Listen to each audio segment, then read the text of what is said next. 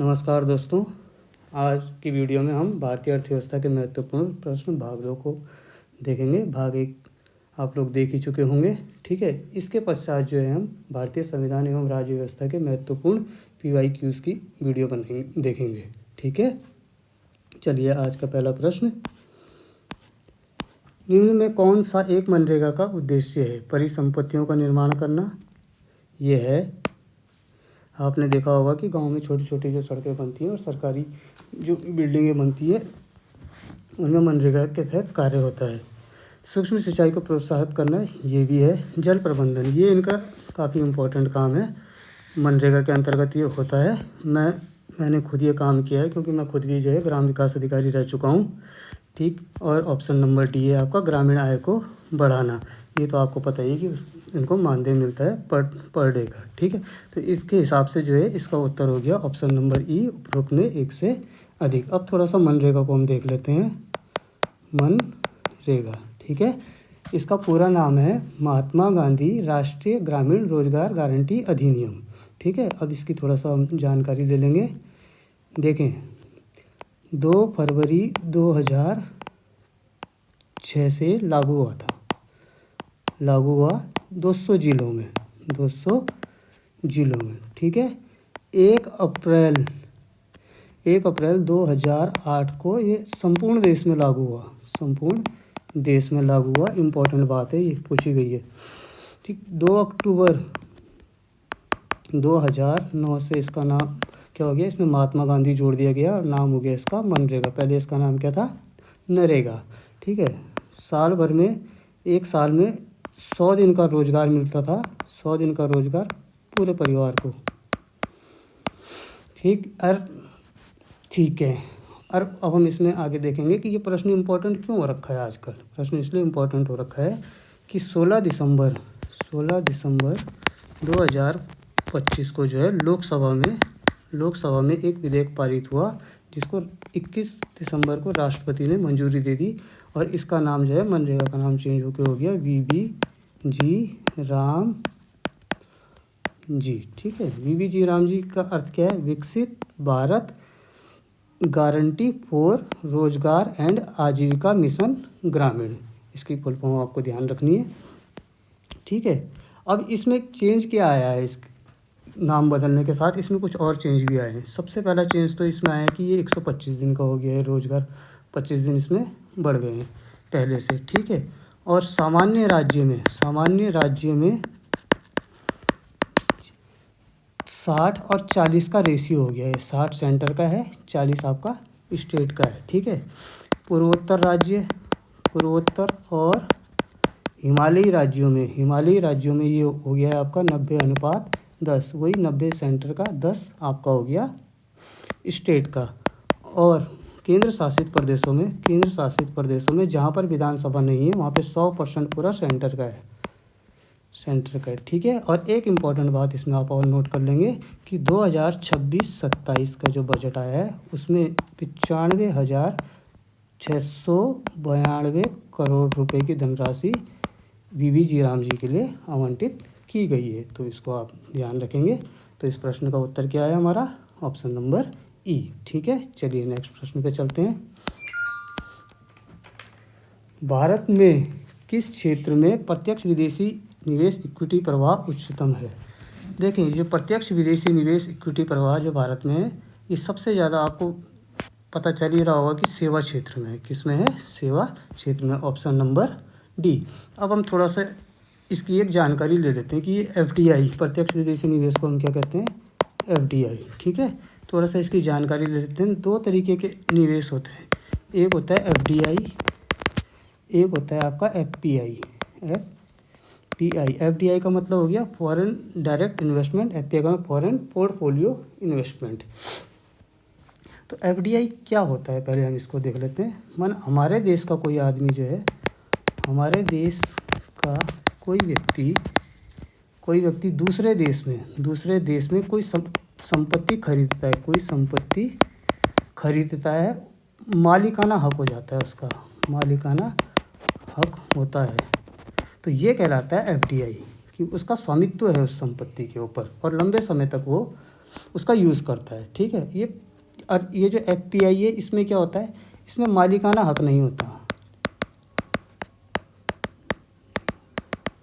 इसमें क्या होता है कि जैसे किसी कंपनी के, दूसरी देश की कंपनी के शेयर में 10% से कम जो है आपने शेयर खरीद लिए, या फिर म्यूचुअल फंड पे जो है आपने पैसा लगा दिया, वहाँ ऐसा पैसा जो लगा सकते हैं, निकाल सकते हैं, निकाल सकते हैं।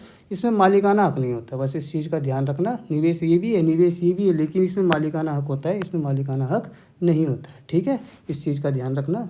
FDI और FPI में ये अंतर होता है। अब एक चीज़ इसमें इम्पोर्टेंट और है कि हमारे देश में सबसे ज़्यादा जो FDI आता है वो आता है सिंगापुर से, फिर उसके बाद जो है मॉरिशस से, फिर उसके बाद होता है USA से। ठीक है, ये मॉरिशस और USA आगे पीछे होते रहते हैं, लेकिन काफ़ी समय से सिंगापुर ही नंबर 1 पर है। इसमें एक इम्पॉर्टेंट बात इसमें और ध्यान रखेंगे बच्चों कि बीमा क्षेत्र में सबसे पहले 49% FDI की लिमिट थी हमारे देश में, कि FDI की लिमिट 49% है। बाद में फिर इसको कितनी प्रतिशत कर दिया गया, 74%। जब ये 74% हुई थी तभी एक पेपर में आया भी था कि बीमा क्षेत्र में जो है कितने % जो है FDI को स्वीकृति मिल गई है। और वर्तमान में 2025 में इसको जो है कितना कर दिया है, 100% कर दिया है। इम्पोर्टेंट है बच्चे ये बात। ठीक है, ध्यान रखेंगे इसको। ठीक, चलिए नेक्स्ट प्रश्न पे चलते हैं। नेक्स्ट प्रश्न है हमारा, भारत में सीमांत कृषि भूमि जोत का आकार है। सीमांत कृषि भूमि जोत का आकार है, हमको पता होना चाहिए। ये होता है हमारा 1 हेक्टेयर से कम, ऑप्शन नंबर D। ठीक है, इसको ध्यान रखना। और अब इसके बारे में थोड़ा सा हम जानकारी लेते हैं। महत्वपूर्ण प्रश्न है, कई बार UKPSC में तो कई बार पूछा गया है, UKPSC के एग्ज़ाम में ये पूछा गया है कई बार। अब हम देख लेते हैं, इनके कुछ वो हैं भाग हैं, जैसे कि हमारा सीमांत है। सबसे पहले सीमांत है, अगर 1 हेक्टेयर से कम कृषक के पास ज़मीन है तो वो सीमांत कृषक कहलाता है। भारत में सबसे ज़्यादा यही है, सबसे ज़्यादा यही वाले हैं। ठीक है, फिर उसके बाद आता है आपका लघु में क्या होता है, 1 से 2 हेक्टेयर हो। फिर होती है अर्ध मध्यम जोत, इसमें होते हैं 2 से 4 हेक्टेयर तक होता है। ठीक है, फिर आती है आपकी मध्यम जोत में आपके 4 से 10 आता है। और फिर होती है बड़ी जोत का तो आपको पता है 10 से ऊपर जितनी भी होगी, ठीक है, वो हमारी क्या कहलाएगी, बड़ी जोत कहलाएगी। हाँ, एक बात इसमें और याद रखेंगे, इम्पोर्टेंट परीक्षा में पूछा गया प्रश्न है, कृषि जोतों पर कर लगाने की सिफारिश किस समिति ने दी थी, तो आप याद रखेंगे राज समिति ने दी थी। KN राज इनका पूरा नाम है, 1972 की समिति है। ठीक है, इंपॉर्टेंट प्रश्न है बेटा। हाँ, इसमें एक इम्पॉर्टेंट बात और आप ध्यान रखेंगे, ज़रूरी है कि जो सीमांत कृषक हैं हमारे सीमांत कृषक हैं, इनको आर्थिक सहायता प्रदान करने के लिए 1 दिसंबर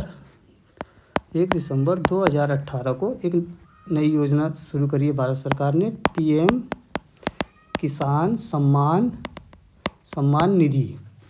ठीक है, ये सीमांत कृषकों के लिए ही है ये बनी हुई। ठीक है, इसमें क्या होता है कि 6,000 रुपये वार्षिक मिलता है, 2,000 रुपये की 3 किस्तें मिलती हैं। ठीक है, इम्पोर्टेंट है, याद रखना है। PM किसान सम्मान निधि तो प्रश्न अपने आप में ही इम्पोर्टेंट प्रश्न है। ठीक है, चलिए इसको ध्यान रखेंगे। आगे चलते हैं बच्चे, अगला प्रश्न देखेंगे बेटा हम। भारतीय रिजर्व बैंक अन्य व्यवसायिक बैंकों को अल्पावधि के लिए जिस दर पर ऋण देता है उसे कम कर दिया गया है, उस दर को क्या कहते हैं, उसे कम कर दिया गया है, ये भी इम्पोर्टेंट बात है। ठीक है, तो अल्पावधि के लिए जो भारतीय रिजर्व बैंक है ना, समय समय पर जो है इनकी पैसों की कमी को पूरा करने के लिए वाणिज्यिक बैंकों को क्या करते हैं, ऋण देते हैं। वाणिज्यिक बैंक कौन से होते हैं, जो हमारे वाणिज्यिक बैंक है, इस समय कितने हैं आपको पता ही है, 12 राष्ट्रीयकृत है बैंक। ठीक है ना, ये भी याद रखना कि 12 राष्ट्रीयकृत बैंक रह गए विलय करने के पश्चात। ठीक है, 12 राष्ट्रीयकृत बैंक रह गए। तो इस दर को, जिसमें जो अल्प अवधि के लिए रिजर्व बैंक जो होता है RBI वाणिज्यिक बैंकों को क्या करता है, ऋण देता है, उसको हम कहते हैं रेपो रेट। क्या बोलते हैं, रेपो रेट। इसमें अल्प अवधि के लिए ऋण देता है। ये ऋण जो है पहले 5.50% पे देता था, अब इसको थोड़ा सा कम कर दिया गया है, 5.25% प्रतिशत कर दिया गया है इसको, ठीक है। इम्पोर्टेंट इसीलिए है ये कि कम किया गया है, ठीक। अब जब हम प्रश्न का उत्तर तो हमको पता चल ही गया है, अब थोड़ा सा इनको भी समझ लेते हैं ये क्या है। बैंक दर क्या होती है? बैंक दर भी यही होती है कि जो है आरबीआई क्या करता है, छोटे बैंकों को ऋण देता है, वाणिज्यिक बैंकों को, लेकिन लंबी अवधि के लिए देता है, लंबी अवधि के लिए देता है, ठीक है। इस चीज़ को आप ध्यान रखेंगे। और इसके बाद जो है आपका उलट रेपो रेट को भी ध्यान रखेंगे बच्चे। इसमें क्या होता है, रिवर्स रेपो रेट कहते हैं इसको, रिवर्स रेपो रेट। इसमें क्या होता है कि वाणिज्यिक बैंक जो होते हैं, हमारे कमर्शियल बैंक जो होते हैं, वो रिजर्व बैंक को, आरबीआई को क्या देते हैं, कर्ज देते हैं, ठीक है। वर्तमान में इसकी जो वो चल रही है वो 3.35% की दर से देते हैं, ठीक है। अब इसमें एक इम्पॉर्टेंट चीज़ और आ रखी है, नगद आरक्षी अनुपात या दर जो भी बोलें इसको, ये होता है हमारा CRR। ये क्या चीज़ होती है? देखें, जो वाणिज्यिक बैंक होते हैं अपनी कुल जमा नगद राशि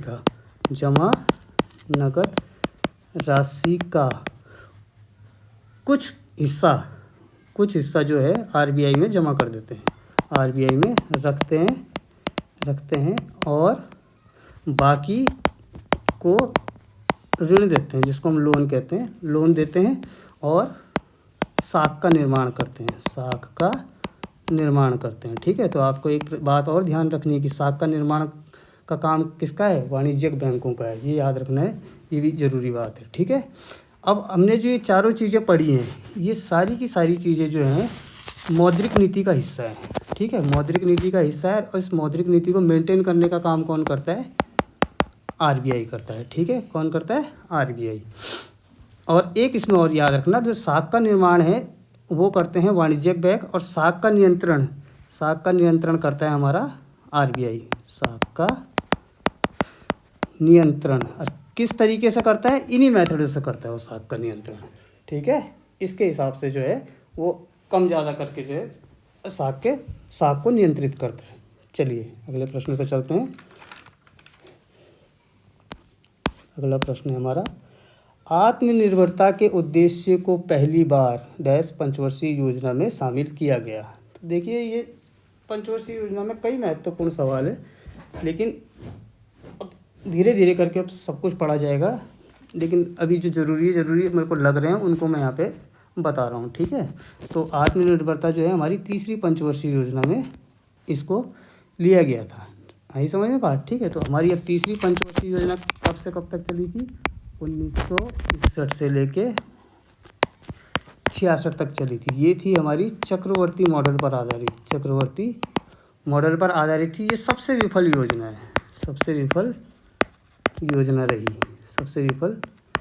योजना रही। कारण क्या रहा इसका, एक तो 1962 का जो भारत चीन युद्ध हुआ, दूसरा 1965 में भारत पाक युद्ध हुआ, उसके कारण जो है विफल हो चुकी थी ये योजना, ठीक है। इंपॉर्टेंट प्रश्न है, इसको ध्यान रखेंगे। और इसमें एक बात और याद रखना है, ये जो आत्मनिर्भरता, जैसे पूछ लेते कि गरीबी हटाओ का नारा किस पंचवर्षीय योजना में दिया था, और जो है भारी उद्योग धंधों का, ये एक तरीके से लोगो जो हैं ये पूछे जाते हैं। तो इनमें लोगों में आप लोग पुराने पेपरों को अगर देखेंगे तो आपको एक चीज़ दिखाई देगी कि 11वीं पंचवर्षीय योजना जो है और जो 12वीं पंचवर्षीय योजना है, इनके लोगो बहुत ज़्यादा पूछे जाते हैं। 11वीं का लोगो है तीव्र और अधिक समावेशी विकास। अभी कुछ दिनों पहले किसी पेपर में मैंने देखा था, खुद दिया था, उसमें पूछा हुआ था कि समावेशी विकास किस पंचवर्षीय योजना में पहली बार लाया गया था, ठीक है। फिर 12वीं पंचवर्षीय योजना का भी यही है, तीव्र और अधिक समावेशी विकास के साथ साथ संधारणीय विकास भी था इसमें, संधारणीय विकास। इसमें बस यही एक्स्ट्रा था, इससे ये पहचान हो जाएगी कि 12वीं में ये है और 11वीं में ये है। इंपॉर्टेंट है, दोनों की दोनों बातें ध्यान रखना इसको, ठीक है। चलें अगले प्रश्न की तरफ चलते हैं। अगला प्रश्न है आपका, भारत में अधिकांशतः बेरोजगारी है, प्रौद्योगिकी है कि चक्रीय है कि संघर्ष संबंधी है कि संरचनात्मक है। तो आपको ज्ञात होगा, जो बच्चे पढ़ ही रहे हैं उनको पता ही है कि क्या है। तो संरचनात्मक प्रकार की बेरोजगारी भारत में सबसे ज़्यादा पाई जाती है, ठीक है। संरचनात्मक बेरोजगारी होती क्या है? संरचनात्मक बेरोजगारी जो होती है हमारी, अपर्याप्त उत्पादन क्षमता या कुशलता में कमी के कारण, कौशल में कमी के कारण बोल सकते हैं, कौशल में कमी के कारण आती है। मुख्य रूप से कृषि में देखी जाती है। किस क्षेत्र में देखी जाती है? कृषि क्षेत्र में देखी जाती है। अब हम प्रौद्योगिकी संबंधी बेरोजगारी को भी समझ लेते हैं। प्रौद्योगिकी संबंधी मतलब टेक्निक, ये है तकनीकी बेरोजगारी बोलेंगे हम इसको।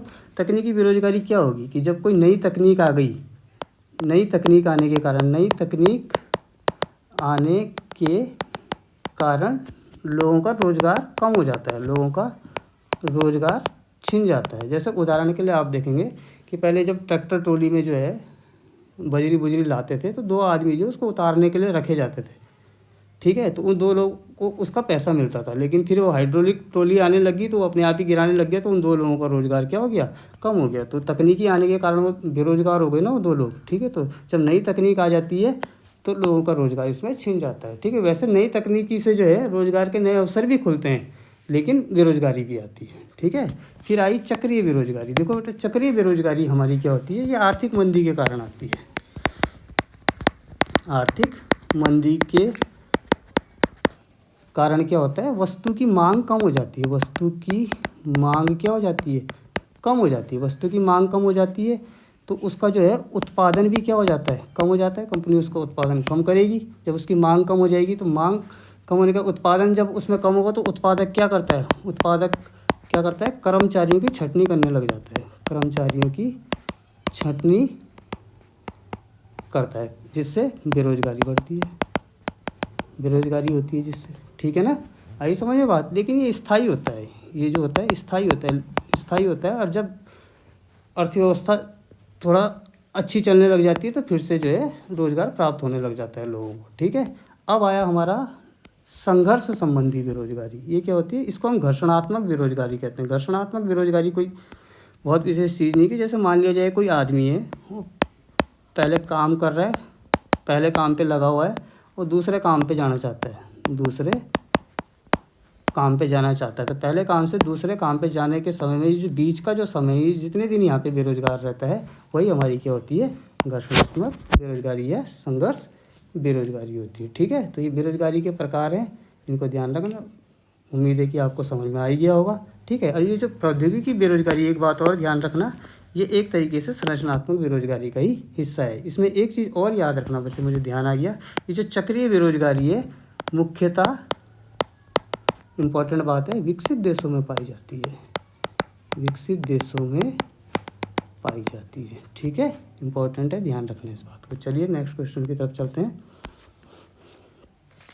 राष्ट्रीय खाद्य सुरक्षा मिशन शुरू किया गया था। इम्पोर्टेंट प्रश्न है, इसको डायरेक्ट आप याद रखें। राष्ट्रीय खाद्य सुरक्षा मिशन वर्ष 2007 का है, इम्पोर्टेंट प्रश्न है, ठीक है।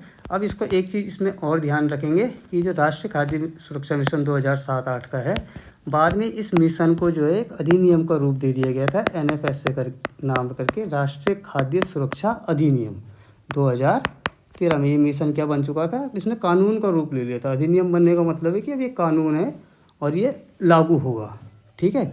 इसके तहत क्या किया गया था? 75% ग्रामीण गरीब जनसंख्या को और 50% शहरी जनसंख्या को रियायती दरों पर अनाज उपलब्ध कराना है, अनाज उपलब्ध कराना है, ठीक है। हाँ, एक चीज़ और इम्पोर्टेंट प्रश्न और है, उसको भी ध्यान रखेंगे बेटे, इससे अलग है वो NRHM, ये भी याद रखना, कई बार पूछा गया पेपर में। राष्ट्रीय ग्रामीण स्वास्थ्य मिशन, ये कब शुरू किया गया था? इम्पोर्टेंट है, 2005 में। इसको भी ध्यान रखेंगे आप लोग, ठीक है। चलिए नेक्स्ट क्वेश्चन की तरफ चलते हैं। प्रधानमंत्री मुद्रा योजना निम्नलिखित में से किसके अंतर्गत आती है? कारपोरेट मामलों के मंत्रालय में, ग्रामीण विकास मंत्रालय में, वित्त मंत्रालय में। यहाँ पे इसके नीचे कूट दे रखे हैं, तो इन कूटों के हिसाब से अगर आप समझें इसको, तो इन जो है उत्तर इसका है 3, वित्त मंत्रालय, केवल 3 वित्त मंत्रालय इसको देखता है। वित्त मंत्रालय का भी जो है वित्तीय सेवा विभाग इसको देखता है, ठीक है। अब याद रखें, अब इसका काम क्या है, थोड़ा सा इसके बारे में जानकारी ले लेते हैं। मुद्रा योजना के बारे में, एक तो ये 8 अप्रैल से शुरू हुई थी 2015 में, ठीक है। इम्पोर्टेंट है, आपने पढ़ी होगी कि आ ही रही है पेपरों में, देर सवेर आई जाती है, ठीक है। तो इसमें है क्या? लघु उद्यम शुरू करने के लिए, लघु उद्यम शुरू करने के लिए जो है 3 प्रकार के ऋण उपलब्ध कराए जाते हैं। 3 प्रकार के ऋण दिए जाते हैं। ठीक है, वो 3 प्रकार के ऋण क्या क्या हैं उनको ध्यान रखेंगे। पहला है आपका शिशु, इसमें जो ऋण दिया जाएगा वो 50,000 तक दिया जाएगा। 50,000 तक का मतलब समझ लें कि मैक्सिमम हो गया है। ठीक है, दूसरा है आपका इसमें किशोर, इसमें क्या होगा 50,000 से 5 लाख तक का, 50,000 से 5 लाख तक का लोन दिया जाएगा। एंड थर्ड है आपका तरुण, याद रखेंगे इसमें क्या है 5 लाख से 10 लाख तक का। ठीक है, अब इसमें एक चीज़ और जुड़ गई आजकल, एक और आ गया है, इसमें आ गया है तरुण प्लस में क्या है 10 से 20 लाख तक का थोड़ा ज़्यादा लोन दिया जाता है इसमें। लेकिन अगर आपको मुद्रा योजना की कैटेगरी पूछी जाए तो कैटेगरी आप 3 ही बताएंगे यहाँ पे। ठीक है, तरुण प्लस तरुण का ही हिस्सा है जो कि 10 से 20 लाख के बीच में है। ठीक है, मैक्सिमम 20 लाख है। चलिए अगले क्वेश्चन की तरफ चलते हैं। ये इम्पोर्टेंट है ये भी। निम्न में से कौन फसलों के न्यूनतम समर्थन मूल्य निर्धारण संबंधी संस्तुति करता है लिख रखा है, ये बोला है उन्होंने। संस्तुति कौन करता है? कृषि लागत एवं कीमत आयोग, आपको पता ही है CACP होता है ये। ठीक है, कृषि लागत एवं मूल्य आयोग, ये क्या करता है? संस्तुति करता है। ठीक, ध्यान रखेंगे इस बात को। और इसकी स्थापना जो हुई थी वो हुई थी जनवरी 1965 में। इम्पोर्टेंट है, इसको ध्यान रखेंगे। देखिए ये संस्तुति करता है, सरकार इसको माने ना माने बाध्यकारी नहीं है सरकार के कि माननी ही माननी है। ठीक है, वो उनकी मर्जी है। ठीक, अब थोड़ा सा इसके बारे में और जानकारी ले लेते हैं। ठीक है, तो ये CACP है, ये 22 फसलों पर, कितनी फसलों पर? 22 फसलों पर न्यूनतम समर्थन MSP की घोषणा करता है, न्यूनतम समर्थन मूल्य की घोषणा करता है। वो भी कब? बुआई से पहले। ये भी पूछा गया है कि कब करता है, तो इसका उत्तर क्या है? बुआई से पहले करता है। इसमें कौन कौन सी फसलें होती हैं? इसमें होती है बेटा रबी की होती है 6 फसल, खरीफ की होती है इसमें 14 फसल, और 2 वाणिज्यिक फसलें भी होती हैं। 2 वाणिज्यिक फसलें भी होती हैं, जैसे इसमें क्या है जूट और खोपा, नारियल के अंदर का हिस्सा जो होता है खोपा। ठीक है, और एक चीज़ और ध्यान रखना, एक फसल के लिए अलग से होता है समर्थन मूल्य की घोषणा, वो है गन्ना। उसकी ये नहीं करता है, उसके करते हैं हमारे आर्थिक मामलों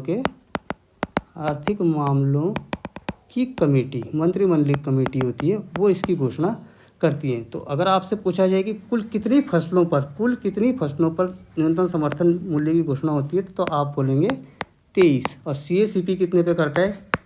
केवल कितना बोलेंगे आप इसको? 22 पे करता है। ठीक है, ध्यान रखेंगे। चलिए अगले प्रश्न की तरफ चलते हैं। अगला प्रश्न है हमारा, निम्नलिखित घटनाओं को भारत में उनके घटने के सुसंगत क्रम में व्यवस्थित कीजिए। महलनोबिस मॉडल, योजना छोटी, आवर्ती योजना। ठीक है, इनको ध्यान रखेंगे। महलनोबिस मॉडल, देखिए महलनोबिस मॉडल जो हमारी द्वितीय पंचवर्षीय योजना है, द्वितीय पंचवर्षीय योजना जो है वो महलनोबिस मॉडल पर आधारित थी, इसी मॉडल पर आधारित हो। महलनोबिस मॉडल, ये एक सांख्यिकी विद थे, इन्हीं के नाम पे जो है सांख्यिकी दिवस भी मनाया जाता है। ठीक है, ध्यान रखना है इसको। तो द्वितीय पंचवर्षीय योजना जो भारी उद्योगों के लिए थी वो थी हमारी, कब से कब तक थी हमारी द्वितीय पंचवर्षीय योजना? आपको पता होना चाहिए 1956 से लेके 1961 के बीच में आई थी। तो हम इसको मान लेते कि महलनोबिस मॉडल कब अपनाया गया? 1956 में अपनाया गया। तो इसके हिसाब से अगर हम देखें तो ये बनेगा 1956 बोल देते हैं इसको। अब आया योजना छोटी, जिसको हम योजना अवकाश बोलते हैं। योजना छोटी लिख रखा है इन्होंने, मोस्टली हम उसको योजना अवकाश पढ़ते। तो आपको पता ही है 1966 से 1969 तक कोई योजना नहीं बनाई गई है। क्यों? कारण पीछे भी आपने देखा था कि 62 का जो भारत चीन युद्ध हुआ था, 65 का जो भारत पाक युद्ध हुआ था, उसके कारण जो है देश की अर्थव्यवस्था कमज़ोर हो गई थी, फिर सूखा भी पड़ा था। अर्थव्यवस्था क्या हो गई थी? कमज़ोर हो गई थी। ठीक है, तो योजना अवकाश आपका 66 से 69 तक रहा है। और अब ये है हमारा तीसरा पॉइंट इसमें, रोलिंग प्लान। ये कब से कब तक हुआ था? ये 1978 से लेके 1980 तक 2 वार्षिक योजनाएं बनाई गई थी। 2 वार्षिक योजनाएं बनाई गई थी। अब ये जो रोलिंग प्लान है, ये इम्पोर्टेंट बात है। ये जो रोलिंग प्लान है, एक इम्पोर्टेंट बात इसमें और ध्यान रखेंगे। रोलिंग प्लान ये दिया था एक मशहूर अर्थशास्त्री थे गुन्नार मिल्टन, उन्होंने इसका सुझाव दिया था। ठीक है, इनकी एक इम्पोर्टेंट पुस्तक भी, उसका भी बेटा ध्यान रखेंगे, पूछी गई है, एशियन ड्रामा। ठीक है, तो ध्यान रखेंगे इन बातों को। अब इस हिसाब से आप प्रश्नों के उत्तर को सेट कर लीजिए। तो सबसे पहले इसमें क्या होगा, 1, ठीक है, दूसरे नंबर पे इस पे क्या होगा 2, और तीसरे नंबर पे इसमें क्या आ जाएगा 3। तो इसका सही कूट क्या हो जाएगा, ऑप्शन नंबर ए। ठीक है, ध्यान रखेंगे इसको, इम्पोर्टेंट। चलिए अगले प्रश्न पे चलते हैं।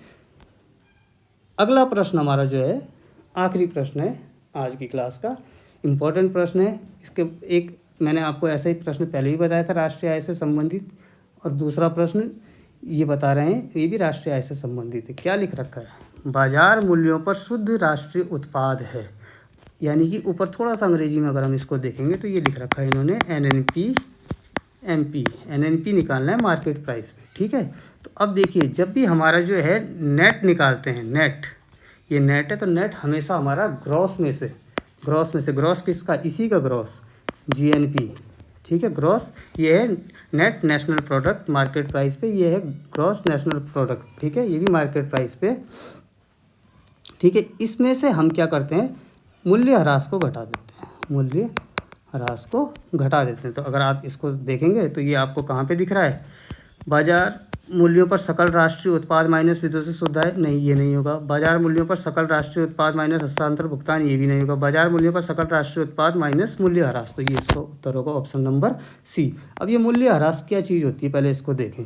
देखिए मूल्य ह्रास का मतलब जो होता है, ये मशीनों में जो है हमारी जो उत्पादन करती हैं मशीनें, हमारी पूंजीगत वस्तुएँ कहलाती हैं, तो उनमें टूट फूट हो जाए या समय के साथ, क्योंकि जो है हमारा राष्ट्रीय आय जो है एक समय निश्चित अवधि के लिए मापी जाती है, वो होता है 1 अप्रैल से 31 मार्च। इस एक साल में इसकी टूट फूट भी हो सकती है, या इसकी कीमत में कमी भी आ सकती है, उतने के बराबर हम अगर उसको रुपए में देखें तो ग्रॉस में से अगर हम उसको घटा देंगे तो हमारे को क्या मिल जाएगा, नेट मिल जाएगा। देखो बच्चा सीधी सी बात है, शुद्ध की बात हो रही है। अगर आप पे जो है 100 रुपये आपने कमाए हैं, 100 रुपये आपने कमाई, कुल कमाया है, कुल कमाई 100 रुपये हुई, उसमें से 10 रुपये आपका खर्चा लगा है, तो नेट आपका कितना हो जाएगा, नेट आपने 90 रुपये ही तो कमाया है। ठीक है, तो उसी तरीके से इसको समझ लेंगे। अब इसमें एक इम्पॉर्टेंट बात और ध्यान रखेंगे बच्चों, थोड़ा सा इसमें और जानकारी ले लेते हैं।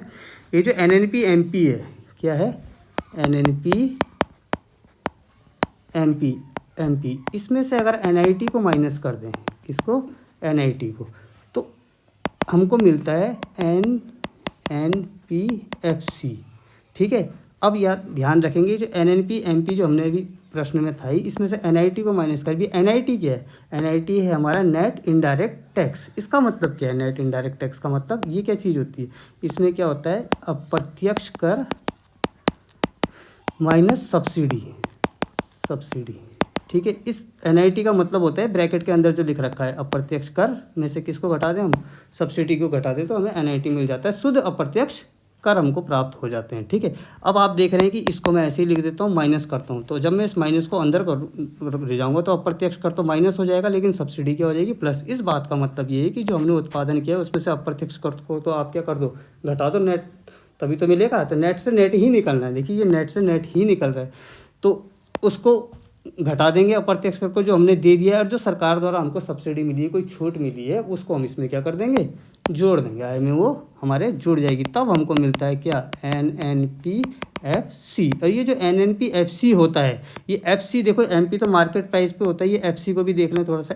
एफसी क्या होता है, उत्पादन के साधनों को ध्यान में रख कर लिया जाता है, उत्पादन के साधनों को ध्यान में रख के लिया जाता है, उसकी भी लागत लगाई जाती है इसमें।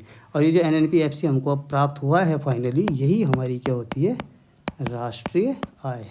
राष्ट्रीय आय इसी को कहा जाता है, एनएनपीएफसी को। तो ये हमारी क्लास का आज आखिरी प्रश्न था। इसके पश्चात मैंने आपको भी बता ही दिया है कि अगली क्लास जो है हमारी भारतीय संविधान एवं राज्य व्यवस्था की से संबंधित महत्वपूर्ण PYQs की होगी।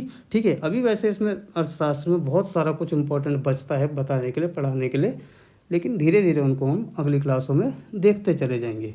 ठीक है, पहले अन्य विषयों को देख लेते हैं थोड़ा थोड़ा। ठीक है, तब तक आप अपनी पढ़ाई करते रहें, वीडियो को देखें, लाइक करें और अपने दोस्तों को भी बताएं। ठीक है, तब तक के लिए धन्यवाद, नमस्कार।